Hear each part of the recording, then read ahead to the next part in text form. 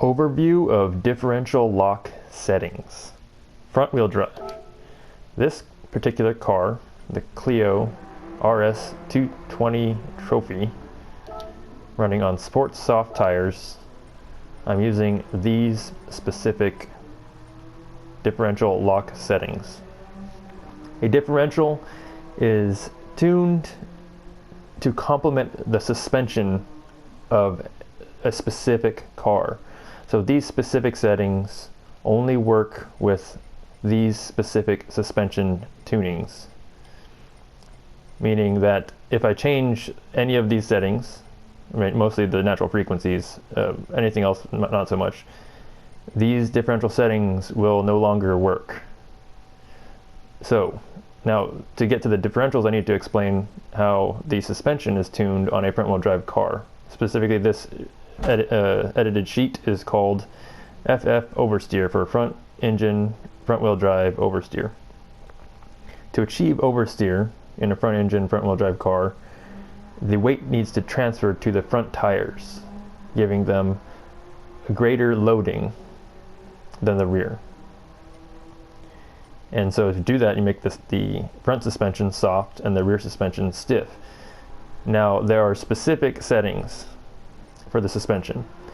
Is this natural frequency in the front is specifically designed, not designed, but chosen for this specific ride height. If I go any softer on the natural frequency in the front, the car will bottom out on the bump stops, causing it to understeer. And I don't want understeer, I want it to oversteer. However, it is a front wheel drive car. Once the car settles into the corner, it will understeer no matter what. It's just the weight distribution is at 65-35 if you look over to the left, front rear weight balance, 65-35. That's going to cause the car to understeer. And it's also front wheel drive, so on the power, it's going to cause a wheel spin if you're over throttling, and it's going to cause the car to understeer also. So anyway, when does this car oversteer? This car oversteers on the brakes or off throttle, and it's probably never going to oversteer off throttle, or maybe a little bit, but mostly on the brakes. Now, the only stability that this specific tune has comes from the braking lock in the differential. Is without this specific lock, which is maxed out, the car is not stable at all, because I want the car to rotate on the brakes. And I want it to rotate immediately. I don't want it to have a delay. I don't want it to take time. I don't want it to load up and then start to slowly rotate. I want it to rotate as soon as I dab the brakes. And I'm using a controller, so I'm dabbing the brakes with my middle finger. I want to have immediate or very close to immediate response. So I have the suspension tune for a lot of weight transfer to the front. And I'm not going to go too much into the detail of the suspension, but with the amount of oversteer I have, these are the specific settings. And for acceleration, as talking about braking earlier, for acceleration, the front wheel drive, it means the front wheels are driven, which is obvious. If there's too much throttle, the wheels are going to spin. And if the car is turning, the wheel with the least amount of load is going to spin. And so I don't want that. I want the car to put as much power down as possible without spinning any tires. And that the only way to do that is to lock the differential. Since it doesn't have a torque vectoring differential, I can't change the torque vector except through the limited slip capacity, which is 60% lock. I cannot get any more lock out of any more torque vectoring, which is mechanical torque vectoring with the differential, using slip plates or clutches. I would like maybe even closer to 100% lock. It says level, it doesn't say percent, so I don't really know what 60 means in this game. But 60 is maximum, which gives me the maximum performance I can achieve with the differentials in this game. And the initial torque, this is the overall torque that is constantly applied in the clutches in a limited slip differential. I have this set to minimum because I want the car to rotate off throttle. And honestly, I think 0 would be better than 5, but 5 is the minimum. And that basically sums up front-wheel drive differentials. And I will show how this car drives with 1 lap. Even if it's sloppy, I'm going to move on to the next car. And with this car, particularly all front-wheel drive cars in this game, need to be driven with ABS settings off.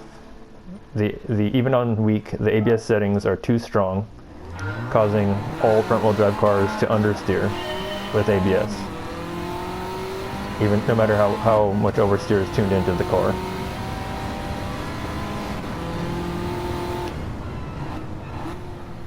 So this car is easy to drive without ABS. Well, apart from that part, that's a little sloppy coming off the brakes. So it's easy to drive without ABS because the brake force is low. That's rotation on the brakes.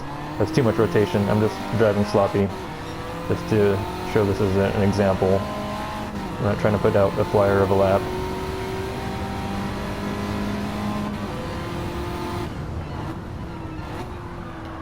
Nice rotation on the brakes. So this is what I want, is if it's understeering, I want to dab the brakes, rotate, and then get on throttle. That's what I want out of a front-wheel drive car. That's the only way to get it to rotate on command, is on the brakes. So if I'm understeering, I just dab the brakes and it rotates. Just understeer, dab the brakes, and it rotates. You can see the pedal input on the display on the bottom. Nice rotation on the brakes. Again, sloppy, just as a demonstration.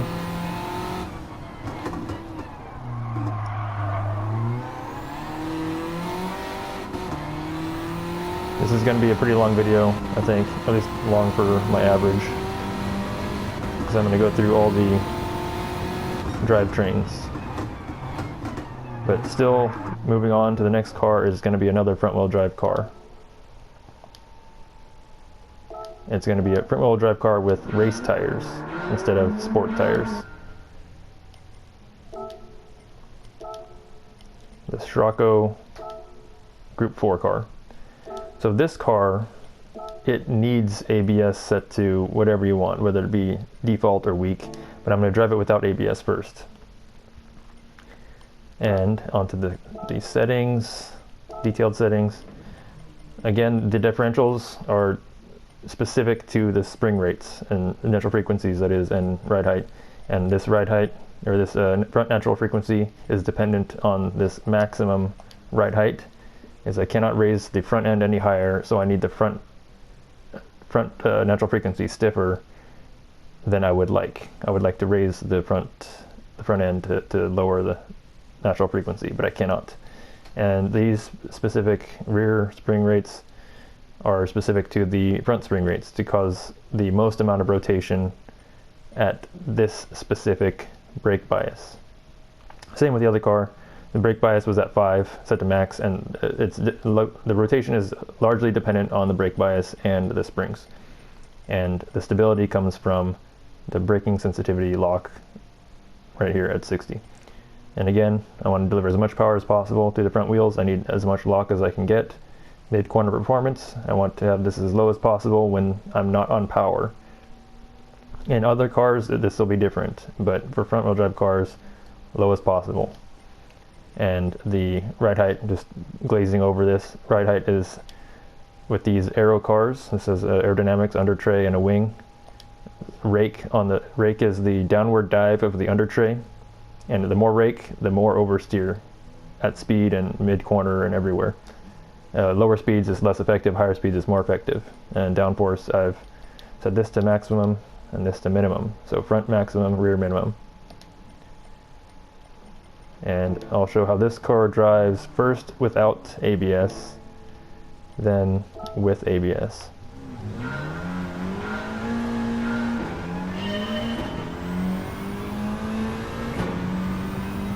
So how do you know, or how do I know when to choose a specific... Oh, now this is what happens when I'm not using ABS. I can't control the brakes because they're too powerful. They're like a button, they're either on or off. There's very little modulation. but it has the performance I want when I'm lightly using the brakes. Moving the brake bias more forward just causes understeer. Moving the brake bias more rearward just causes too much oversteer. Oh, oops, maybe this is too much oversteer. Hang on, let me do a restart. Have to be very gentle on the brakes with this without ABS.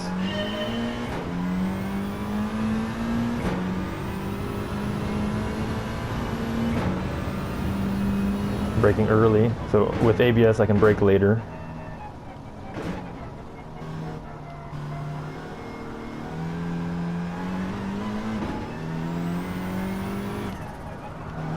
So the only way I can get the rotation is because the ABS is off.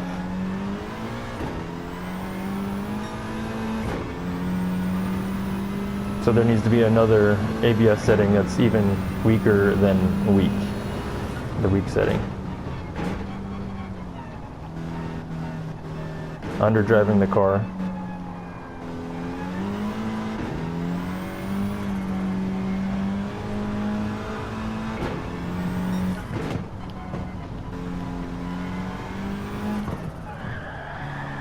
Rotation on the brakes. A little bit too slow to get the car sliding there. Can't rotate the car if it's not moving.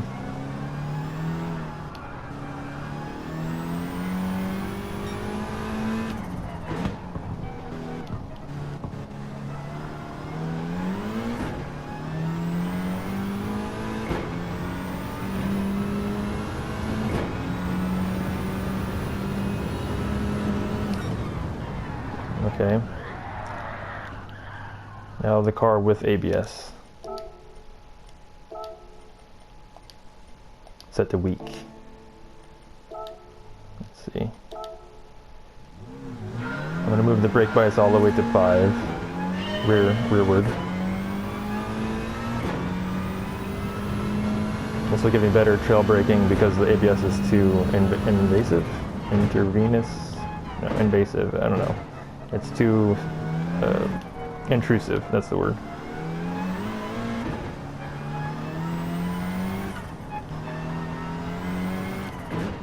So I can't get the car to rotate at all on the brakes because of the ABS.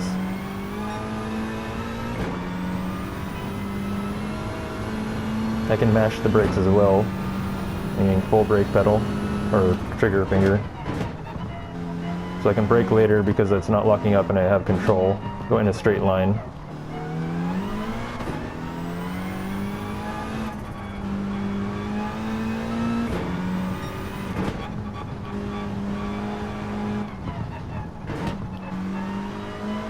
Even though I can't rotate the car on the brakes, it's still faster with ABS because I can brake later and the car is more controllable.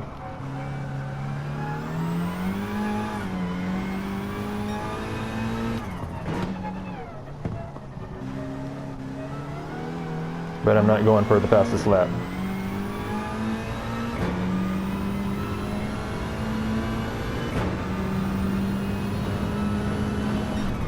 Okay, next car. Next car is all-wheel drive.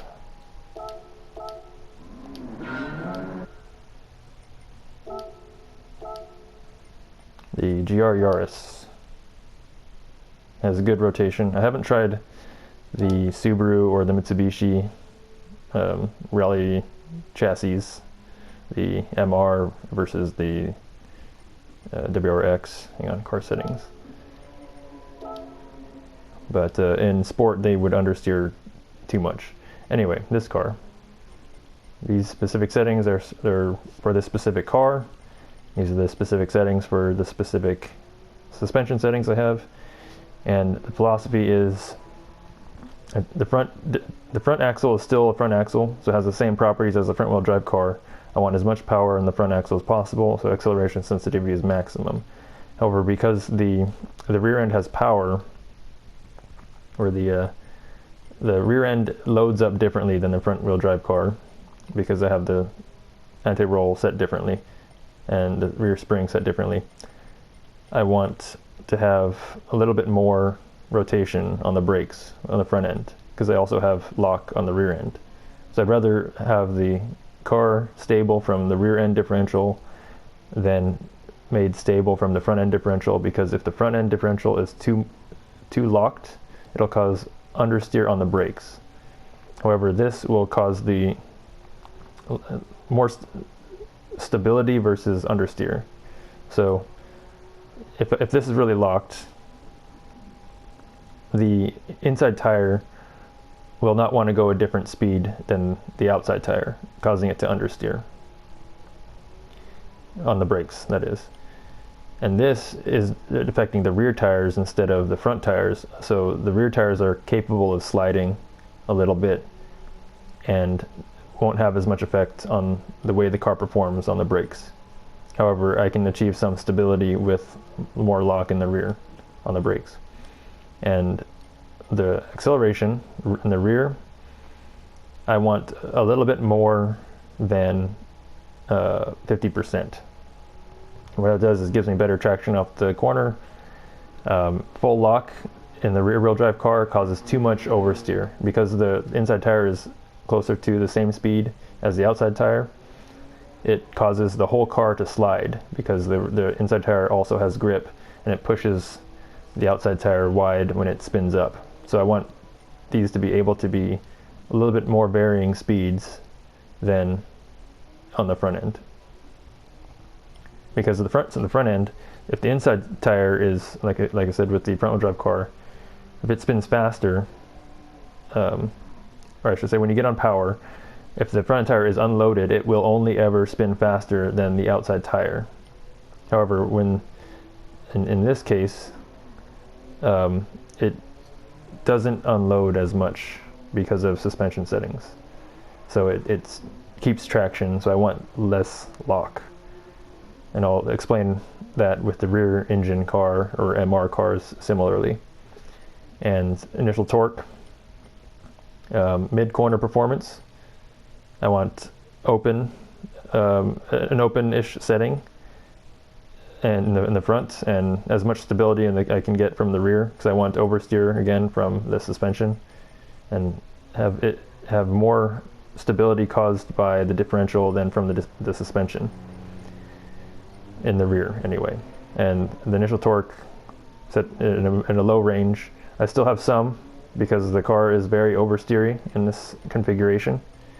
So I've tuned in some lock in the front initial torque, and as well a lot of lock in the rear initial torque for high speed mostly. So these can be divided into three sections as according to a corner or according to speed. So initial torque, it's mid-corner, off throttle or very little throttle or very little brakes, and very high speeds when the car is no longer accelerating from a low speed to a high speed. It's just going almost constant speed. So this affects the high speed performance of the car. And the acceleration, it affects the car mostly from low speeds to high speeds, where you're accelerating hard. That's why it's called acceleration sensitivity. And then braking is braking. Makes sense. Now onto the drive.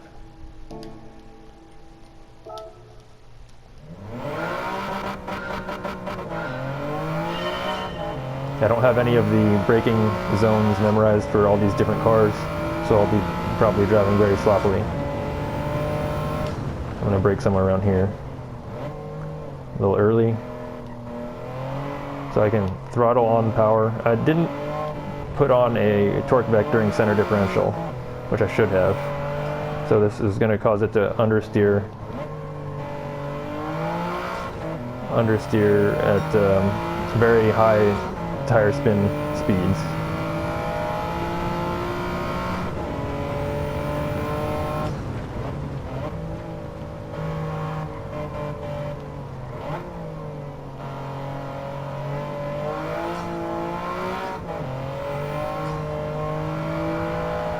Nice rotation on throttle.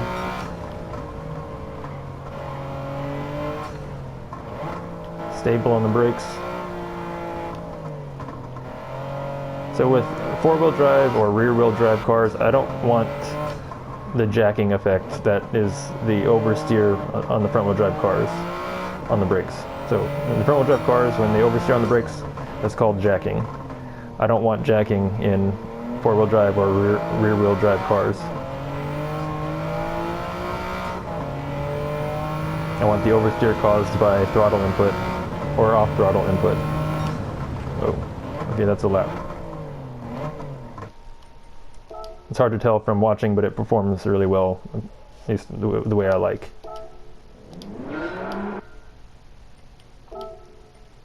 Change car, rear-wheel drive car, the Group 4. Genesis. Detailed settings, using the Sport Soft. And where am I going with this? Again, the differentials are largely dependent on the spring rates, the spring settings. And these are specific to my specific spring settings. If the car understeered a bit more from the suspension, I'd want more open initial torque and acceleration sensitivity. If it oversteers a bit more than this, with the springs, by spring settings that is, then I'd want more lock, generally, up to a point, which is, I've found, for acceleration sensitivity, around 54, 55 or so. At 60, it's really locked, and it actually causes more oversteer than it prevents. But initial torque is not the case. You can have that set to maximum and it will only cause understeer. And in specific situations, that is. At high speeds, it'll be more stable. And so I've set the braking sensitivity to 23 because that is the setting that complements the suspension. Is that if I have it more open, it'll be more oversteery on the brakes generally. There's a limit there, but I'm not going to get into that. And if I have it more locked, it's going to be more understeery on the brakes. And I've already explained the initial torques on the four-wheel drive cars. And I will now do a drive.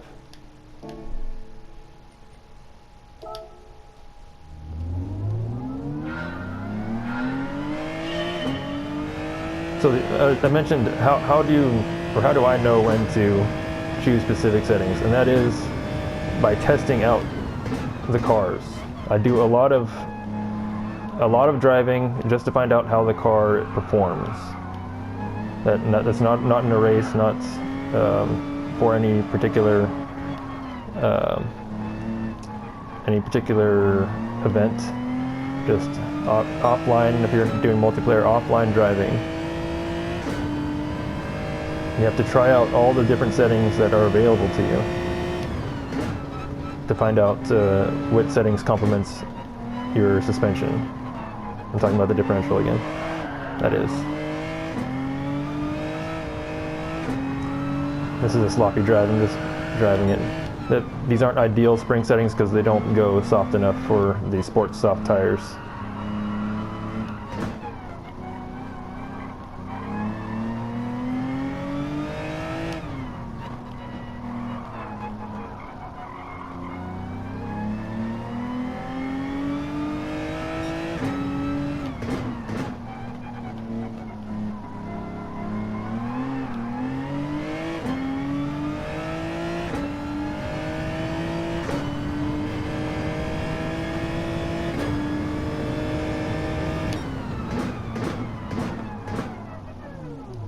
Okay, that's a drive. Onto the Porsche, a rear engine car, which the specific settings don't work for mid-engine cars, but the theory works for all rear weight bias cars.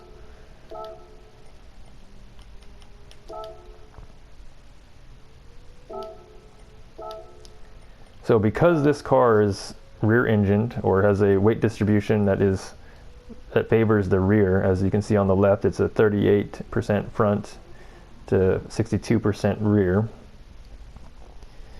There's more weight on the rear tires. And not only that, but these usually mid-engine cars and rear engine cars also have bigger rear tires. So there's a lot more factor in the differential and how the differential affects the performance. And with these specific settings, these specific spring settings, these are the differential settings that I've chosen.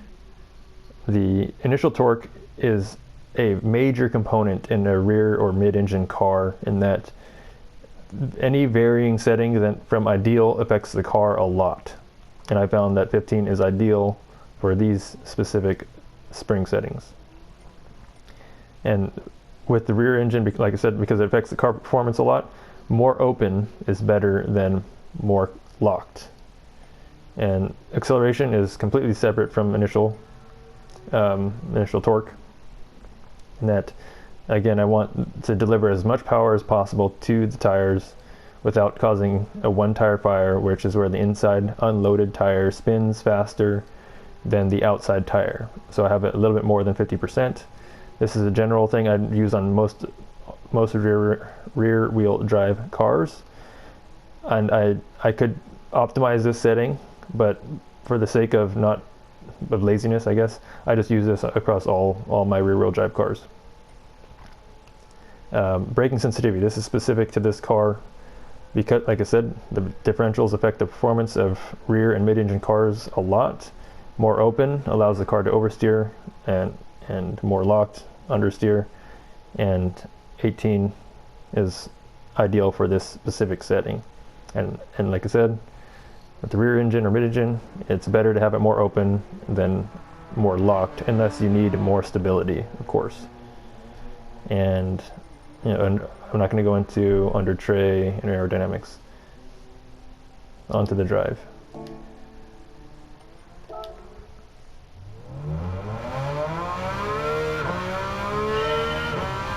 Whoa.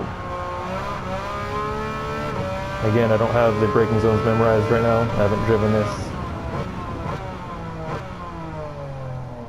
I haven't practiced the track with this car lately. I need a refresher to drive at my optimum.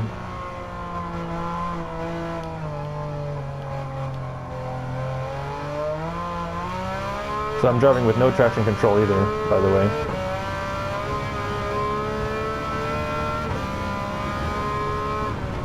And the car is very easy to control because of the specific settings that I'm using for the differentials and the springs that complement each other.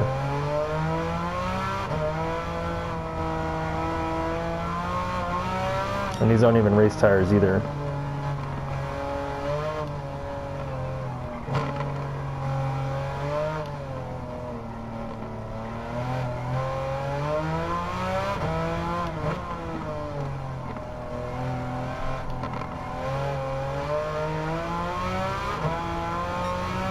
The car has nice off-throttle turn-in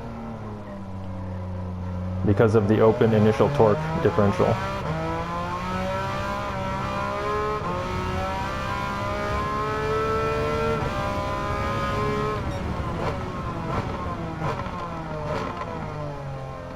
And that sums up differentials. That's just an overview. I didn't get into detail of what's really specific about each particular car. It's very general. I'm trying to glaze through it because it's a pretty long video. And that's it. Till the next one.